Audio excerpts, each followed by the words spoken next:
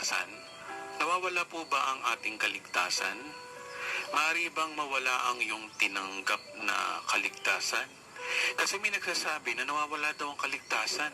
Halimbawa, 70 years kang faithful sa Panginoon, tapos na-aksidente kang nabagok ang ulo mo sa simento at ikaw ay namatay. Pero nung bago ka mamatay, nakapagmura ka muna. Ay, putong tsinta. Dahil nabagok ang ulo mo at bigla kang namatay. Ang tanong, may impyerno ka ba? Sabi kasi ng iba, nawawala ang kaligtasan kasi meron kang dapat gawin para maligtas. Kasi merong God's part at meron din man's part. Ano? Meron kang dapat gawin para maligtas? Teka. Kasi kung meron kang dapat gawin para maligtas, lumalabas na dalawa ang iyong tagapagligtas. Si Jesus at ikaw. Si Jesus na tagapagligtas at ikaw din ay tagapagligtas. Pero sabi ng Biblia, si Kristo ang nag-iisang tagapagligtas. Ngayon, sino ka para iligtas mo ang sarili mo? Sino ka? Who are you? Para ikumpara mo ang sarili mo kay Jesus? Yun po ba ang tinuturo ng Biblia na meron kang dapat gawin para maligtas? So ano po ba ang nature ng kaligtasan ayon sa Biblia?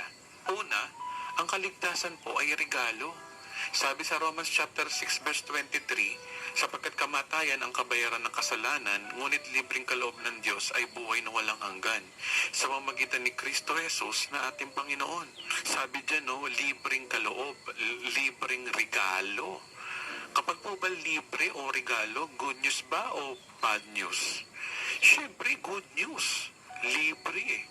Libreng buhay na walang hanggan. So, paano mo makukuha?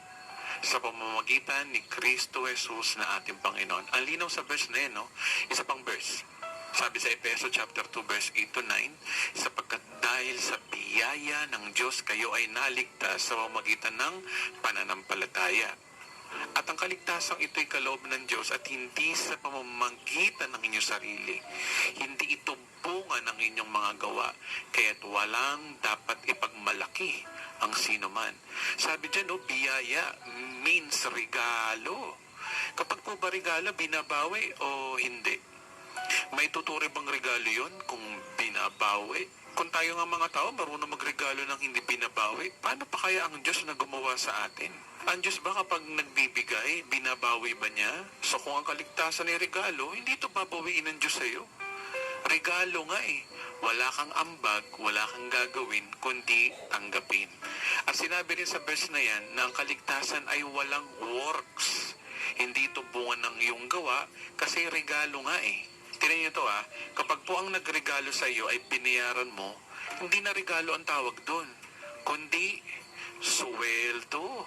Diba? Bayad yun sa pinaghirapan mong ibigay. Pero hindi daw yun ang kaligtasan Ang kaligtasan ay regalo. At sabi dyan na wala kang dapat ipagmalaki. Bakit? Regalo nga lang sa iyo Ano ipagmamalaki mo? Kahit hindi ka karapat dapat, pero dahil regalo, sa iyo na yan at wala na po yang bawian. So ano yan, Brother Edwin? Kung ang Diyos ay nagre-regalo ng kaligtasan at tinanggap ng tao, paano kung abusuhin niya ang kaligtasan? Ano yun? Lisensya na ba yun para maglaro sa kasalanan? Mali naman ata yung turo mong yan, Edwin. Bakit? Porque ba may nag-aabuso, mali na ang turo? Maaring may umabuso pero hindi nangangahulugan ganun na mali na ang turo. Hindi natin pwedeng questionin ang nagbigay. Desisyon niya magbigay. Pero kung aabusuhin ang tumanggap, yung tumanggap ang magdadala nun. Kaya di natin dapat sisihin yung nagregalo. Hindi natin pwedeng sisihin ng Diyos. Kaya hindi mo rin pwedeng sabihin sa akin na mali ang tinuturo ko. Sinasabi ko lang kung ano yung sinasabi ng Biblia na ang kaligtasan ay regalo. Pangalawa, ang kaligtasan po ay forever at hindi po nawawala. Again, ang kaligtasan po ay forever, hindi nawawala. Sabi sa Hebrew chapter 9 verse 12, minsan lamang pumasok si Jesus sa dakong kabanal-banalan at ito'y sapat na. Hindi dugo ng mga kambing at guya ang kanyang inihandog, kundi ang sarili niyang dugo para mapatawad tayo sa ating mga kasalanan kailanman. Ang linaw, Isa pang verse. Hebrew chapter 10 verse 14. Sa makatuwid, sa pamagitan lamang ng iisang paghandog, ay kanyang ginawang ganap magpakailanman ang mga maging banal ng Diyos. So sa dalawang verse na yan, iisa ang kanilang sinasabi na hindi pwedeng mawala ang kaligtasan mo dahil si Kristo ay isang beses lamang inihandog ang kanyang sarili para mapatawad ka sa iyong mga kasalanan at maging banal ka sa harapan ng Diyos. So hanggang kailan daw pinatawad at ginawang banal? Ang sabi dyan, magpakailanman. Ano sabi? Magpakailanman. Forever kang ligtas, forever kang banal, forever kang pinatawad. Ang linaw-linaw po sa verse na yan. Kapag po ba forever, nawawala ba? Hindi. Sa mga may jowa lang walang forever. Pero sa kaligtasan ni Kristo, mayroong forever. Pangatlo, sinabi ng Diyos na wala nang bawian kapag nasa Kanya ka na. Sinabi niya yan sa John chapter 10 verse 28 to 29. Sabi, binibigyan ko sila ng buhay na walang hanggan, kailanmay hindi sila mapapahamak at hindi sila maagaw sa akin ninuman. Ang aking Ama na siyang nagbigay sa kanila sa akin ay lalong dakila sa lahat. Ang binigay na sa akin ng Ama ay higit sa lahat at hindi sila maaagaw ninuman sa aking Ama. So sinabi dyan, na hindi ka maaagaw ninuman sa kamay ng ating Panginoong Hesus. At sinabi din dyan na hindi ka raw maaagaw sa kamay ng kanyang Ama o ang Diyos Ama. So dalawang kamay ang nakahawak sa iyo para hindi ka maagaw ninuman mula sa kamay ng Diyos Ama at sa kamay ng Diyos Anak. So paano mo masasabi na mawawala ang kaligtasan kung mismong Diyos Ama at Anak na ang may hawak sa iyo? Ang sabi diyan, hindi sila maaagaw ninuman sa akin at hindi sila maaagaw ninuman sa aking Ama. No one can snatch them out of my hand and no one can snatch them out of my Father's hand. So forever kang safe, kapatid. Forever kang ligtas kung ang Diyos na may hawak sa iyo. Tingnan niyo tong illustration na to, Hawak ka na ni Kristo na sobrang higpit. At pagkatapos, hawak ka rin ng Ama na sobrang higpit. Sino pa makakaagaw sa inyo diyan? Kahit sarili mo, hindi mo kayang kumawala diyan. Yes, totoong may free will ang tao, pero isang beses mo lang gagamitin ang will mo na yan. Dahil isang beses ka lang nagdesisyon na ibigay ang buhay mo kay Kristo, forever ka nang sa Kanya. At ito'y wala na kong bawian. Ang liwanag po sa verse na yan. At saka pang-apat, nakako ang Diyos na hindi niya buburahin ang ating pangalan sa aklat ng buhay. Meron pong nagtuturo na nabubura daw ang pangalan sa aklat ng buhay. Totoo ba ito? Ang tanong, ano ba meaning ng pagbubura? Bakit po pa tayo nagbubura? Kapag nagbubura tayo, meaning, nagkamali tayo ng sinulat. Ang pagbubura ay katunayan na ang nagsulat ay nagkakamali. Di ba kapag nagkakamali, binubura? Ngayon, kung ang Diyos ay sinulat na ang pangalan mo sa aklat ng buhay, tapos hindi ka lang umattend ng church ng isang buwan, ay binura na niya ang pangalan mo sa aklat ng buhay, lumalabas na nagkakamali pala ang Diyos. So kung ang Diyos ay nagkakamali at ikaw din ay nagkakamali, pantay na kayo ng Diyos. Kasi nagkakamali din pala ang Diyos So hindi siya dapat sambahin. Kasi nagkakamali pala yan Diyos na yan Pero hindi po ganyan ang Diyos na nasa Biblia. Katunayan, ito po yung pinangako niya Sa Pahayag chapter 3 verse 5, ang magtatagumpay ay magdaramit ng puti at hindi ko kailanman aalisin sa aklat ng buhay ang kanyang pangalan. Kikilalanin ko siya sa harapan ng aking Ama at kanyang mga anghel. Ang linaw dyan, na hindi kailanman aalisin sa aklat ng buhay ang kanyang pangalan, kikilalanin ko siya sa harapan ng aking Ama at ng kanyang mga anghel. Teka, Edwin, hindi ba pinasa yung magtatagumpay? Para lang po yan sa mga magtatagumpay. Oo nga, para nga naman sa magtatagumpay ang pangakong ito. Pero tanungin kita, kapatid, hindi ka ba magtatagumpay? Loser ka ba talaga? O loser ka? Oo, Pastor Edwin, kasi dami kong kasalanan sa Diyos Minsan nga hindi ako nagpe-pray. Hindi nga ako umaattend ng church. Busy ako sa trabaho. Minsan nagmumura ako. At minsan napapatingin ako sa babaeng may asawa na. Minsan nga tumataya pa ako sa loto Kaya sa tingin ko hindi ako magtatagumpay. Yan ang pagkakamali mo. Tumitingin ka sa sarili mong good works. Ang basehan ng kaligtasan mo ay performance, good works. At isa isa ka sa nabudol ng ibang nagtuturo ng Biblia, na nagtuturo ng grace plus works. Yun ang tumanim sa iyo. Paano kung sabihin ko sa iyo na hindi ka loser? Basa, Romans chapter 8:37. No, in all these things we are more than conquerors through Him, si Jesus, who loved us. Ang liwanag dyan, no, na kapag na kay Kristo ka na, you are more than conquerors. Hindi ka lang conqueror, you are more than that. Hindi po kung may sabi niya, no? Biblia na may sabi.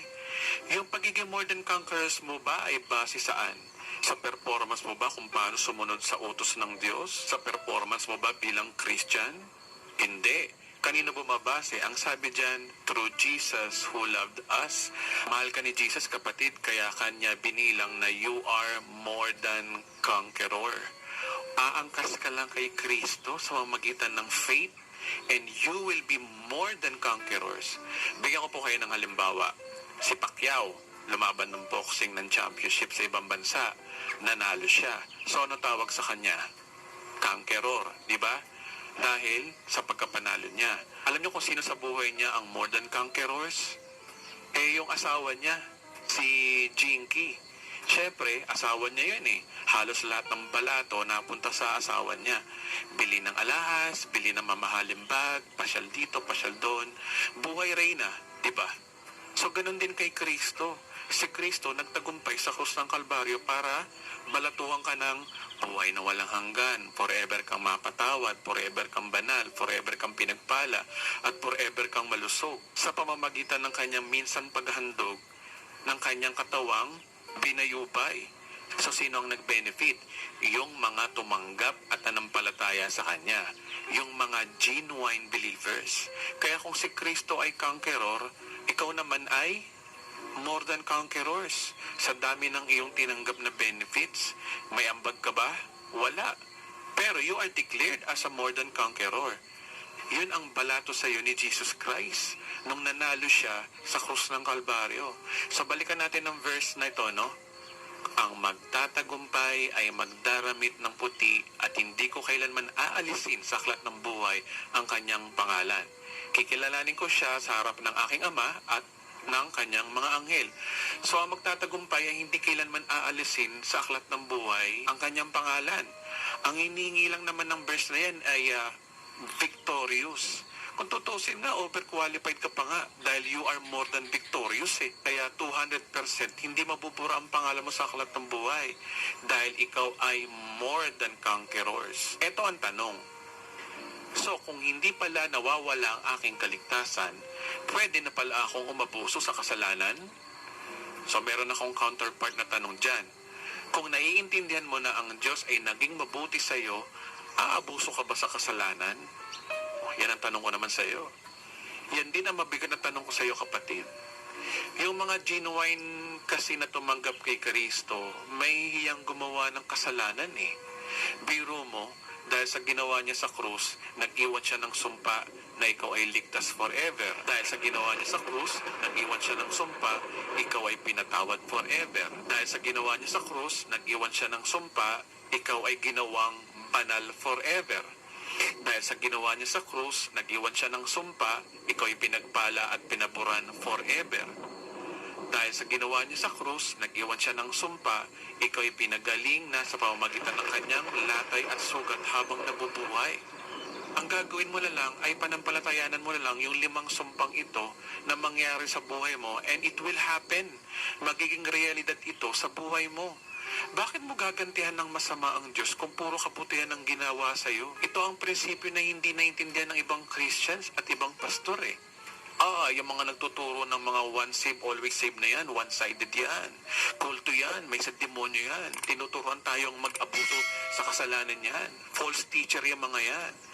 Really? Tinuturuan ko ba kayong mabuso sa kasalanan? Ang tinuturo ko sa inyo, makita nyo kung gaano naging mabuti ang Diyos sa inyo. Para yun ang dahilan para kayo ay magbago. Kahit paunti-unti, nakakahiya nga naman kung naging mabuti ang Diyos sa iyo, tapos aabuso ka sa pagkakasala, porque ligtas ka na forever. In my own experience po, hindi ako naging halimaw sa pagkakasala mula nung naliwanagan ako na ako ay ligtas forever at hindi nawawala ang kaligtasan. Bigyan ko po kayo ng halimbawa. Ito ay nasusulat sa John chapter 8 verse 1 to 12. Basahin nyo na lang. Si Mary Magdalene, siya yung babaeng nahuli sa pakikiapid. Sabi ng mga Pariseo, ayon sa batas ni Moses, dapat ang babaeng yan ay patuin hanggang mamatay. So ano sabi ni Jesus? Sige, kung sino sa inyo ang hindi nagkakasala, siya unang bumato sa babaeng yan. Maya-maya lang, isa-isang nag-ali sa niyang mga taong gustong bumato sa babaeng nakiapid. Kasi napahiya sila sa sinabi ni Jesus na kung sino sa inyo ang hindi nagkakasala, siya unang bumato sa babaeng hinuhusgahan nyo. Ngayon, nung lumapit si Jesus sa babae, eto ang tanong niya. Ano? Wala ba magpaparusa sa'yo? Ako rin, hindi rin kita parurusahan. Kaya ano sabi ni Jesus? Pero, sino mo? Di ba ang sabi ni Kristo? Go and sin no more. Hindi naman niya sinabi na go and sin amor. Hindi naman ganun eh. Hindi naman sin pamor eh, kundi sin no more. So ang tanong, si Mary Magdalene ba ay umabuso sa kasalanan ayon sa Biblia? Naging halimaw ba siya sa pagkakasala? Hindi. Bumalik ba siya sa pagiging prostitute at bumalik sa maruming pamumuhay? Hindi. Katunayan, after few months, nagbalik itong babaeng ito kay Jesus at binuhusan ng pabango ang paa ni Jesus at nag-iiyak. Nagpapasalamat siya kay Jesus. Amazed na amazed siya sapagkat napakadumi niyang babae noon, pero binigyan siya ni Jesus ng pagkakataong mabuhay ng malinis at ligtas dahil niligtas siya sa kamatayan. At dumating sa sukdulang inihandog niya kay Jesus ang mamahaling pabango bilang pasasalamat. Ang pabangong ito ay napakamahal. Ito ay 3 denaryo na pwedeng ipamahagi sa mahihirap ayon kay Judas Iscariote. Ito po ay nasusulat sa 1 chapter 12 verse 1 to 8. Basahin nyo na lang. So ganun din si Abraham. Ilang beses siyang nagsinungaling at dininay niya ang asawa niyang si Sarah na asawa niya, kundi kapatid daw niya ito.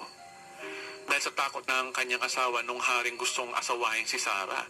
Pero sa kabila ng pagiging sinungaling ni Abraham, pinapuran pa rin siya ng Diyos.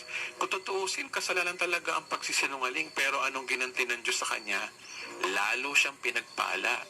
Sa kabila ng pagiging hindi perpekto ni Abraham, tinuring siyang matuwid at pinagpala ng Diyos. Yung kabutihan ng Diyos sa kanya ang nagpabago kay Abraham. Di ba dumating sa pagkakataon na sa sukdo lang ihandog ni Abraham ang kanyang kaisa-isa niyang anak na si Isaac at handang patayin ito para ihandog sa Diyos. So ano ang lesson dito? Sabi ng Bible, Romans 2:4, ang kabutihan ng Diyos ang umaakay sa iyo sa pagsisisi. Ang genuine believers ay nagbago ang buhay hindi sa mga rules and regulation, kundi dahil sa kabutihan ng Diyos. Kaya ako, nahihiya ako sa Diyos na kapag nagkakasala ako kasi naging mabuti siya sa akin. Lahat ng prayers ko, tinutupad niya. Kaya nahihiya akong gumawa ng kasalanan dahil sa kabutihan niya. Nakatagpo na ba kayo ng taong ganyan? Inaabuso mo na, inaaway mo na, nilalait mo na, pero ang ganti sa iyo ay kabutihan. Di ba nakakahiya nang gumawa minsan ng mali sa kanya? So ganyan po ang mensahe ng verse na yan. His kindness lead us to repentance. Yun ang pagbabago ng genuine believers. Yung ibang pastor, laging tinatakot ang mga miyembro sa preaching Dapat huwag kayong magkasala, magbago kayo, kundi maiimpyerno kayo. O kaya, dapat sumunod kayo sa Diyos, kung hindi, mawawala ang kaligtasan nyo. Dapat magsimba kayo linggo-linggo, kung hindi, nawawala ang kaligtasan nyo. Diba? Dapat huwag kayo maglaro ng Mobile Legend, kung hindi, mawawala ang kaligtasan nyo. Diba? Dapat huwag kayong magkasala, kundi maimpyerno kayo kahit tinanggap nyo na si Kristo. Diba? Pero ang Diyos, nais kanyang baguhin, hindi sa pananakot, kundi sa kabutihan niya, hanggang sa mabago ka, gaya ni Maria Magdalena at ni Abraham. So, ang big idea dito is, nais ng Diyos na magbago ka sa magitan ng kanyang sukdulang biyaya. Ngayon ang tanong, uli, paano yung mga nagbabackslide? Nawawala ba ang kanilang kaligtasan?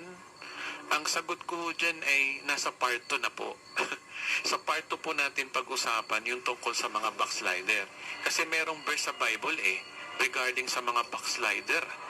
Ito ay ayon sa ibang nagtuturo na nawawala daw ang kaligtasan. Ito po yung verse, Hebreo chapter 6 verse 46. Sapagkat paano pa magsisi at manunumbalik ang mga tumalikod sa kanilang pananampalataya?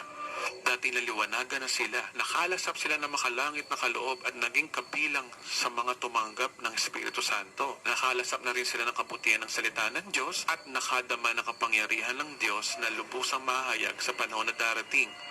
Kapag sila ay tumalikod, pagkatapos malasap ang lahat, hindi na sila maaring pangmaakay sa pagsisisi at mapanumbalik sapagkat muli nilang pinapako sa krus at nilalantad sa kahiyan ang anak ng Diyos. O diba, nakakatakot? So ibig sabihin, manlamig ka lang sa Panginoon at hindi ka na raw pwedeng bumalik. Yan po yung verse na yan ang ginagamit ng mga Christians na naniniwala na ang kaligtasan ay posibleng mawala. Yan din po ay super weapon ng mga pastor na nagtuturo na nawawala daw ang kaligtasan. Yan po ang tatalakayin natin sa part 2. Actually, ang series na ito ay aabot ng part 3. Andito po sa screen ang listahan ng series natin. So, ayan po, hanggang part 3. So, please, huwag kayong a-absent sa susunod na video. Lilinawin natin lahat ito. Marami ng vlogger at pastor na nagtuturo ng gaya nito, pero mas lilinawin natin ito sa channel ko. Total kapatid, nakarating ka na sa dulo ng video na ito. Mag-subscribe ka na. Mag-subscribe ka na. Yan na yung parang offering mo kay Lord sa pagsuporta sa mga nagtuturo ng salita ng Diyos. Para na rin ma-notify ka sa part 2 at part 3 ng series na ito. At kung ang video na ito ay pinapanood mo after a month, kung i-upload ito, nasa baba po yung link ng part 1 o part 2. Pero kung wala pa, mag-subscribe ka na kapatid para ma-notify ka. God bless po.